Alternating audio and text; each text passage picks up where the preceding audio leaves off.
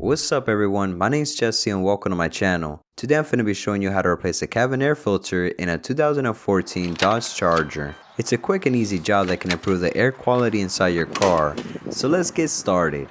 First, you'll need to locate the cabin air filter housing, which is under the hood.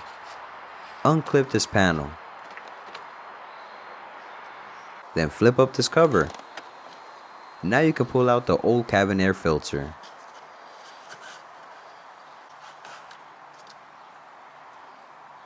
Mine isn't that dirty, but a clogged filter can reduce airflow and cause bad odors inside your car, so it's important to replace it regularly. Take your new cabin air filter and insert it into the housing, making sure that the airflow arrows on the filter are pointing towards the back of the car. Once the new filter is in place, reattach the cabin air filter cover. And that's it! You've successfully replaced the cabin air filter on your Dodge Charger.